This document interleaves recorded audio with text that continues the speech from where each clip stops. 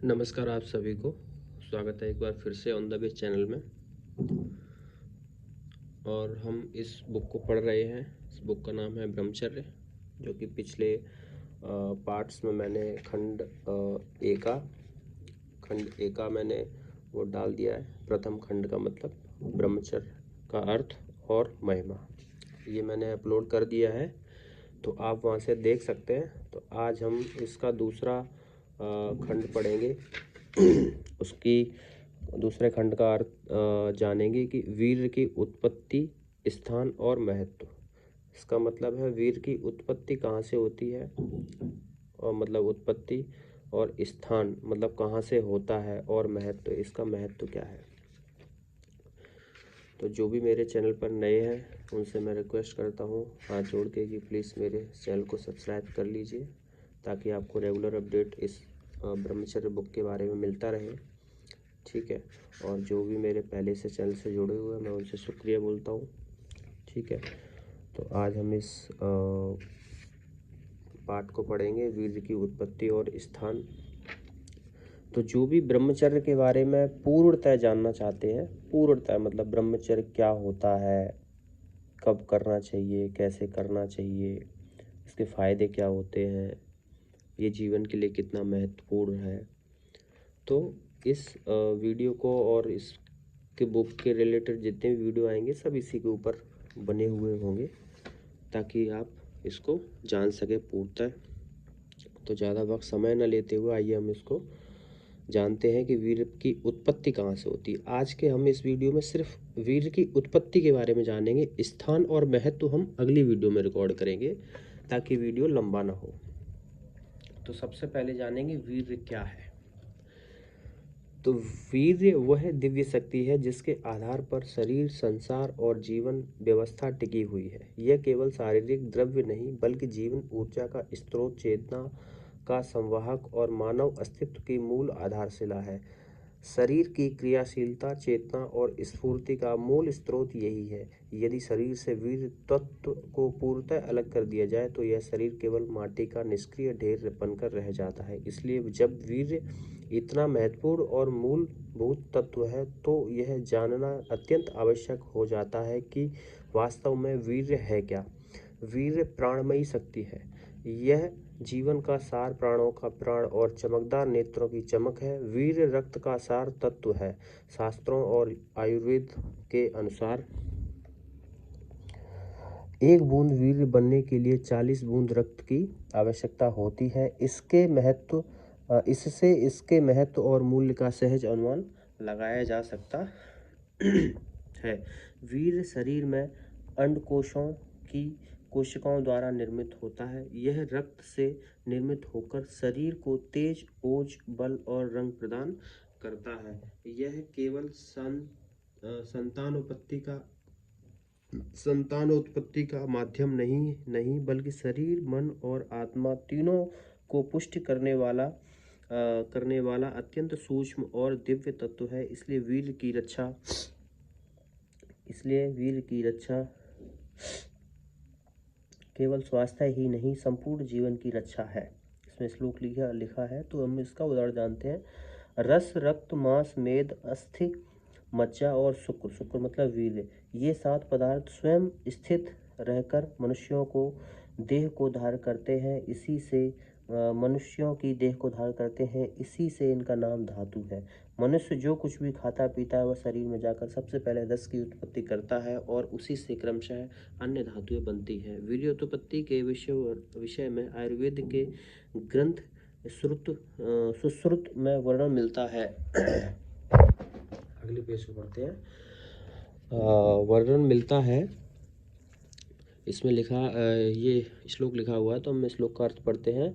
अर्थात खाए हुए भोजन से सबसे पहले रस निर्मित होता है। रस से रक्त, रक्त से मांस, मांस से मेद मतलब चर्बी, मेद की हड्डी, हड्डी से मज्जा और मज्जा से अंतिम धातु वीर्य बनता है, जिसे शुक्र भी कहते हैं।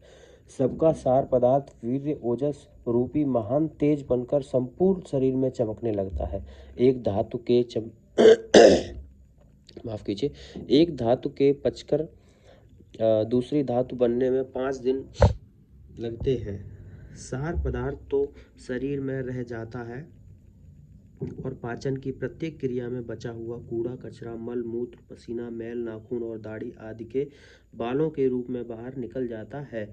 वीर्य बनते ही उसकी पाचन क्रिया रुक जाती है और वह सार पदार्थ ओजस के रूप में शरीर में स्थित रहता है।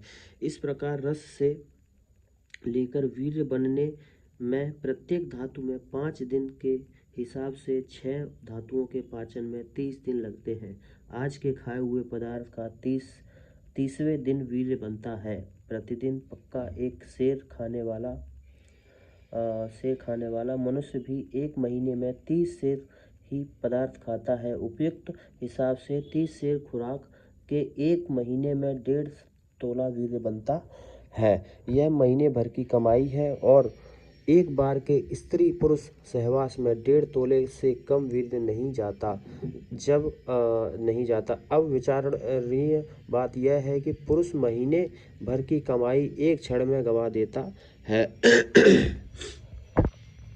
पुरुष महीने भर की कमाई एक क्षण में गंवा देता है। शास्त्रों में कहा है, वीर्य सौम्य, श्वेत, स्निग्ध, बल और पुष्टिकारक, गर्भ का बीज, शरीर का श्रेष्ठ सार और जीवन का प्रधान आश्रय है। वीर्य सबके शरीर में उसी प्रकार व्यापक है जैसे दूध में घी और गन्ने के रस में गुड़ व्यापक रहता है। इसलिए जैसे दूध में से मक्खन निकालने के लिए दूध को मथना और गन्ने में से गुड़ निकालने के लिए गन्ने को निचोड़ना पड़ता है, वैसे ही एक बूंद वीर्य को निकालने के लिए शरीर को मथना पड़ता है। जैसे घी निकालने के बाद दूध सारहीन निस्तेज हो जाता है और गन्ने का रस निकलने के बाद वह खोखला व चूर चूर हो जाता है, वैसे ही वीर्य निकलने से शरीर भी सारहीन, निस्तेज, खोखला हो जाता है। शरीर की तमाम नस नाड़ियाँ ढीली पड़ जाती हैं। वीर्य के पतन में ही मनुष्य का पतन है। वीर्य के धारण में ही मनुष्य का जीवन है। वीर्य धारण को ही ब्रह्मचर्य कहते हैं। वीर्य धारण ब्रह्मचर्यम।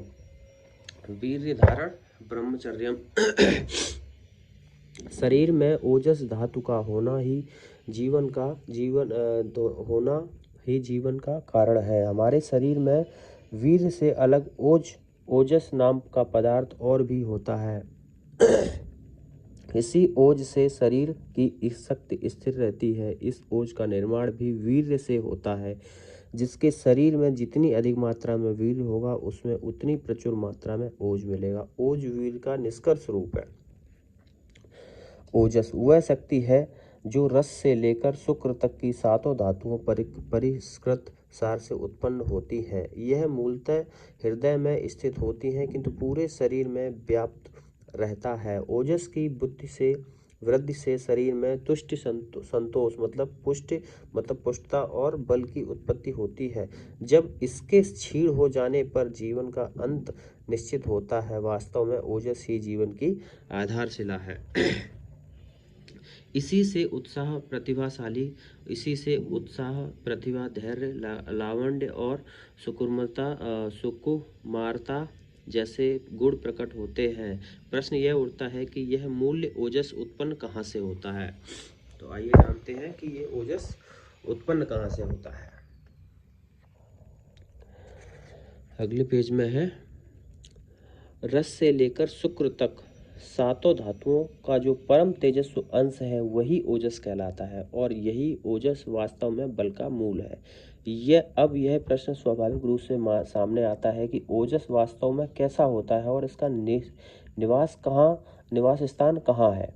अर्थात ओजस संपूर्ण शरीर में व्याप्त होता है। यह स्निग्ध, शीतल, स्थिर, श्वेत वर्णीय, सोम स्वरूप तथा शरीर को बल और पुष्टि प्रदान करने वाला माना गया है। इससे स्पष्ट होता है कि ओजस का मूल स्रोत वीर्य ही है। वीर्य से ही ओजस की उत्पत्ति होती है और यही कारण है कि वीर्य को जीवन धारण का प्रधान आधार माना गया है। वास्तव में यही जीवन शक्ति का मूल स्तंभ और स्थायित्व का प्रमुख अवलंबन है। अर्थात इसमें एक उदाहरण लिखा है तो उसका हम अर्थ जानते हैं। इस उदाहरण का अर्थ है, बिंदु के पतन से मृत्यु होती है और बिंदु को धारण करने में ही जीवन का रहस्य छिपा है। इसलिए व्यक्ति को अत्यंत सावधानी और प्रयास पूर्वक बिंदु यानी वीर्य की रक्षा करनी चाहिए। भगवान शिव भी इस बिंदु धारण अर्थात ब्रह्मचर्य के महान प्रभाव से इतने शक्तिशाली और तेजस्वी बने कि वे हलाहल विष का पान करने के बाद भी पूर्णतः स्वस्थ और अडिग रह सके। अतः ब्रह्मचर्य ही वह दिव्य साधना है जो व्यक्ति को अतुलनीय बल, ऊर्जा और अमरतत्व की ओर ले जाता है। अर्थात जिसके प्रभाव से संपूर्ण ब्रह्मांड में मेरी इतनी महिमा उत्पन्न हुई है, उस बिंदु मतलब वीर के संरक्षण से इस जगत में ऐसा कौन सा कार्य है, इस जगत में ऐसा कौन सा कार्य होगा जो सिद्ध न हो सके। इससे यह स्पष्ट होता है कि वीर बिंदु की रक्षा और उससे संचित शक्ति से भी सभी कार्य पूर्ण होते हैं और यही परम सफलता का मूल है। मन, प्राण और वीर का आपसी संबंध। मन, प्राण और वीर का आपसी संबंध। मनुष्य का मन अपने आप में गतिशील नहीं होता, वह प्राण के स्पंदनों और वासनाओं के कारण सक्रिय और क्रियाशील बनता है। जहाँ मन अंतर्मुख होकर शांति में लीन होता है, यहाँ प्राण भी स्थिर रहता है और जब प्राण शांत हो जाता है तब वह मन स्वतः अंतर्लीन हो जाता है। इस प्रकार मन और प्राण व्यक्ति के जीवन में छाया की तरह एक दूसरे के साथ जुड़े हुए अतरंग साथी हैं। यदि मन और प्राण को संयमित न किया जाए तो सभी इंद्रियां, चाहे वे ज्ञानेंद्रियां हो या कामेंद्रियां, बिना रोक टोक सक्रिय हो जाती है। विशेष रूप से जब व्यक्ति के भीतर काम वासनाओं की उत्तेजना उत्पन्न होती है, तब प्राण अधिक उग्र होकर चलायमान हो जाता है। इस स्थिति में संपूर्ण शरीर मन के आदेशों का पालन करने लगता है, जैसे सैनिक अपने सेनापति के निर्देशों का पालन करता है। प्राण की गति वीर को भी गति देती है। प्राण की गति वीर को भी गति देती है, जिससे वीर नीचे की ओर प्रभावित होने लगता है। यदि वीर का नाश हो जाए तो प्राण भी अस्थिर और विक्षुब्ध हो जाता है। प्राण के असंतुलित होते ही मन भी विचलित हो जाता है और व्यक्ति मानसिक रूप से अधीर, अशांत एवं दुर्बल अनुभव करता है। इसके विपरीत जब प्राण को स्थिर कर लिया जाता है तो मन भी शांत हो जाता है और यदि वीर को भी स्थिर कर रखा जाए, उसका संरक्षण किया जाए तो मन की स्थिरता तथा शक्ति और अधिक प्रगाढ़ हो जाती है। इसी प्रकार दृष्टि को यदि एक बिंदु पर स्थिर किया जाए तो मन भी स्थिरता की ओर अग्रसर होता है। अतः जीवन में इसका पूरा सार ये है, जीवन में प्राण, वीर्य और दृष्टि, इन तीनों पर संयम और नियंत्रण अत्यंत आवश्यक है। यही वे शक्तियां हैं जो व्यक्ति को न केवल शारीरिक और मानसिक रूप से उत्पन्न बनाती हैं, बल्कि आत्मिक स्तर पर भी उसे उच्च अवस्थाओं तक ले जाती हैं। अतः इस प्राणभूत सत्व वीर्य के महत्व और उपयोगिता को भली भांति समझकर उसका संरक्षण करना ही जीवन की सच्ची साधना है। वीर्य परम शक्ति है, वीर्य ही परम धन है और वीर्य में ही ईश्वर का साक्षात वास है। भगवत गीता में स्वयं श्री कृष्ण ने कहा है, पौरुषम नृपुषु, अर्थात मैं मनुष्यों में पुरुष तत्व मतलब वीर शक्ति के रूप में विद्यमान हूँ। यह कथन इस तथ्य को स्पष्ट करता है कि वीर को सामान्य द्रव्य नहीं बल्कि जीवन, विचार, बुद्धि और चेतना का सार है। वीर वह दिव्य तत्व है जो न केवल शरीर को पोषण देता है बल्कि आत्मबल, ओज, तेज और विवेक की नींव भी रखता है। अतः इसकी रक्षा करना अपने जीवन की रक्षा करने के समान है। इसका अपव्यय करना स्वयं को कमजोर करना है, शारीरिक रूप से भी, मानसिक रूप से भी और आत्मिक रूप से भी। इसलिए इस परम सत्व की रक्षा करें और इसे संभाल कर रखें और क्षणिक सुख के लिए इसे नष्ट न करें। यही जीवन का आधार है, यही आत्मविश्वास, आत्मशक्ति का स्रोत है। वीर का वैज्ञानिक सिद्धांत। उपनिषदों और आयुर्वेदिक ग्रंथों में वीर को जीवन का मूल आधार माना गया है। तैत्तिरीयोपनिषद में कहा गया है, अन्नाद रेतसः पुरुषः, अर्थात अन्न से वीर उत्पन्न होता है और वीर से ही मनुष्य की सृष्टि मनुष्य की सृष्टि होती है। इसी प्रकार अग्निवेश संहिता में स्पष्ट उल्लेख किया गया है,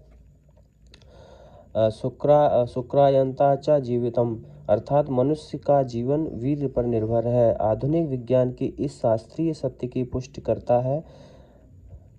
वैज्ञानिक अनुसंधानों में यह सिद्ध होता है कि मानव शरीर में अनगिनत सूक्ष्म जीवाणु विद्यमान है। रक्त, मल और वीर्य, इन तीनों में भी अल्पसंख्यक असंख्य जीवाणु पाए जाते हैं।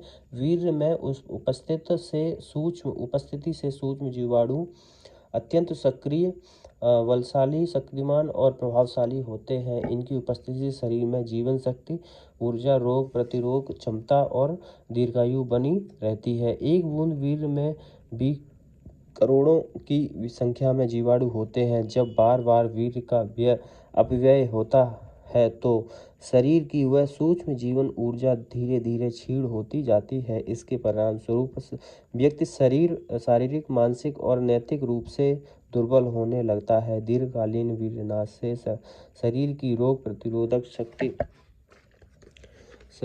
प्रतिरोधक शक्ति क्षीण हो जाती है और अकाल मृत्यु की संभावना बढ़ जाती है। यदि ब्रह्मचर्य का पालन करते हुए वीर्य की रक्षा की जाए तो वही सूक्ष्म जीवाणु शरीर को बलशाली, ओजस्वी, तेजस्वी और दीर्घायु बना देते हैं। यही कारण है कि महान वैज्ञानिकों और विचारकों ने भी ब्रह्मचर्य के महत्व को स्वीकार किया। उसका मानना है कि यदि वीर्य का संरक्षण किया जाए तो मनुष्य न केवल शारीरिक रूप से स्वस्थ रहेगा बल्कि मानसिक रूप से भी सशक्त और संतुलित जीवन का व्यतीत कर सकता है। जो व्यक्ति विषय वासना में लिप्त होकर निरंतर वीर्यनाश करता है वह धीरे धीरे दुर्बल, रोगग्रस्त, उदास और निसंतान या नपुंसक तक बन सकता है। वीर्य न केवल जीवन की स्थिरता का आधार है बल्कि यही संतानोत्पत्ति का प्रमुख कार्य भी है, अतः इसका संरक्षण अत्यंत आवश्यक है। इसमें उदाहरण ये दिया गया है, इस श्लोक का अर्थ है, माफ कीजिए, थोड़ा 1 मिनट दीजिए प्लीज। हाँ, तो हम दोबारा से स्टार्ट करते हैं इसे। इस श्लोक का अर्थ है, अर्थात जीव तत्व जीवन शक्ति संपूर्ण शरीर में व्याप्त है, किंतु यह विशेष रूप से वीर्य, रक्त, मल में सशक्त और सक्रिय रूप से निवास करती है। जब इन तीनों में से विशेषकर वीर्य का क्षय होता है तो जीवन शक्ति क्षण भर में कमजोर हो जाती है। इसके फलस्वरूप शरीर, मन और आत्मा तीनों में ही धीरे धीरे पतित होने लगते हैं। इसलिए प्राचीन शास्त्रों में बार बार इस बात पर जोर दिया गया है कि वीर्य की रक्षा करना जीवन की रक्षा करने के समान है। वीर्य मात्र एक शारीरिक द्रव्य नहीं अपितु यह जीवन का मूल, सत्व चेतना का स्रोत और ओज तथा आत्मबल का आधार है। अब इसमें एक लाइन दी गई है, वीर्य के पकने की अवधि। एक आयुर्वेदिक दृष्टिकोण से महामान्य भोज द्वारा वर्णित एक अत्यंत महत्वपूर्ण आयुर्वेदिक सूत्र में धातुओं के परिपाक का क्रम और काल स्पष्ट किया गया है। इस श्लोक लिखा है, श्लोक का अर्थ है, शरीर की प्रथम धातु रस से लेकर अंतिम धातु मज्जा तक प्रत्येक धातु में रस का सार 5 दिन तथा 1.5 घड़ी लगभग 36 मिनट तक स्थित रहता है। इस प्रकार प्रत्येक धातु को पोषण प्रदान करते हुए रस अंततः वीर्य के रूप में परिणत होता है। इस गणना के अनुसार 30 दिन और 9 घड़ी में रस क्रमशः सभी 6 धातुओं रस, रक्त, मांस, मेद, अस्थि और मज्जा को पोषित करता हुआ वीर्य का निर्माण करता है। आयुर्वेदाचार्यों का भी यह सर्वसम्मत मत है कि 1 मास के उपरांत पुरुष शरीर में वीर्य तथा स्त्री शरीर में रज की उत्पत्ति होती है।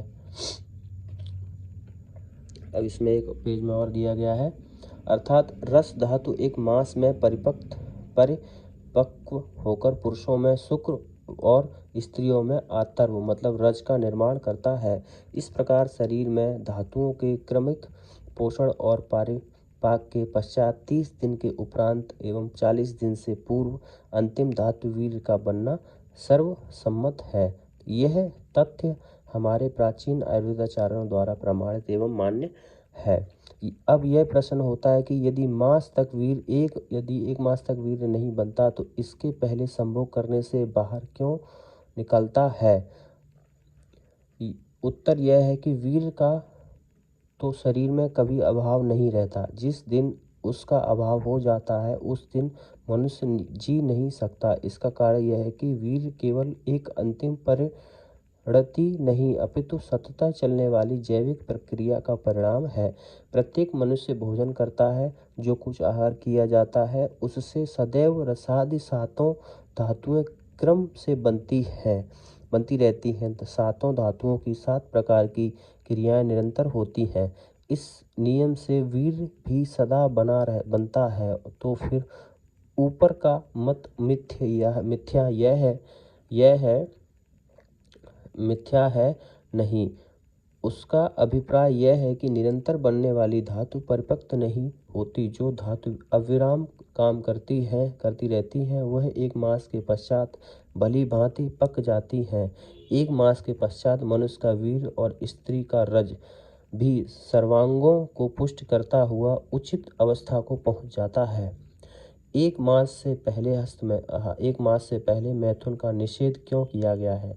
वह इसलिए है कि इससे पहले वीर्य के बाहर निकलने से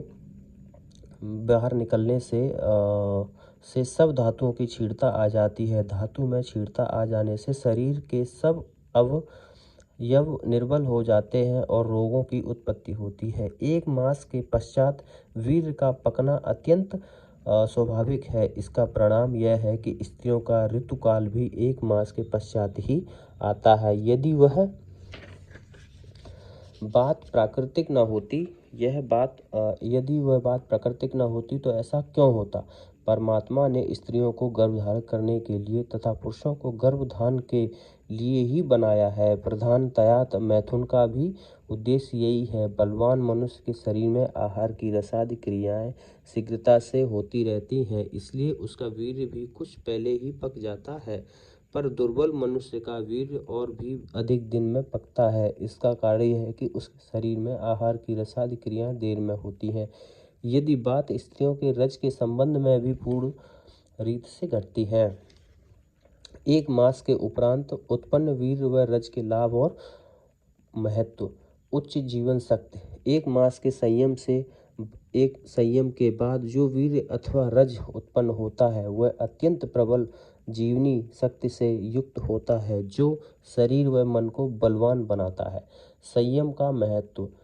इस प्रकार से शक्तिशाली वीर्य और रज को केवल गर्भाधान जैसे उद्देश्यपूर्ण कार्यों में ही उपयोग में लाना चाहिए, अन्यथा इसे व्यर्थ में नष्ट करना उचित नहीं है। रक्षण का लाभ। यदि इनकी तत्काल आवश्यकता नहीं है तो इन्हें शरीर में ही संरक्षित रखना उत्तम माना जाता है, जिससे जीवन शक्ति बनी रहती है। गुणों में वृद्धि। इस मूल्य वीर्य और रज के प्रभाव से व्यक्ति की कांति, आयु, शारीरिक व मानसिक शक्ति, बुद्धि, क्षमा, सहनशीलता, प्रेम भाव, तेजस्वी और विनम्रता में वृद्धि होती है। ब्रह्मचर्य का चमत्कार। यदि कोई व्यक्ति 1 वर्ष तक ब्रह्मचर्य का पालन करता है तो उसके शरीर में अपार मात्रा में वीर्य संचित हो जाता है, जिससे वह असाधारण कार्यों को भी करने में सक्षम हो जाता है। वीर्य का स्थान और परिणाम, मतलब वीर्य का स्थान कहाँ है, तो इसको हम अगले वीडियो में पढ़ेंगे। तो ये वीडियो बहुत बड़ी हो चुकी है, तो इस वीडियो को मैं अब यहीं पर विराम दे रहा हूँ। तो मैं आप सबसे हाथ जोड़ के प्रार्थना करता हूँ कि जो भी ब्रह्मचर्य का पालन करना चाहते हैं लेकिन कुछ जानते नहीं है उसके बारे में कि इससे मतलब फ़ायदे क्या होते हैं, नुकसान तो होता ही नहीं है, फ़ायदे क्या होते हैं, तो प्लीज़ मैं रिक्वेस्ट करता हूँ कि इस जो पढ़ा है मैंने वीर्य की उत्पत्ति को एक बार आपको ज़रूर सुनना चाहिए। ये आपके लिए बहुत महत्वपूर्ण वीडियो है, तो इसको तो ज़रूर देखें। चलिए मैं इस वीडियो को यहीं विराम देता हूँ। बहुत बहुत धन्यवाद।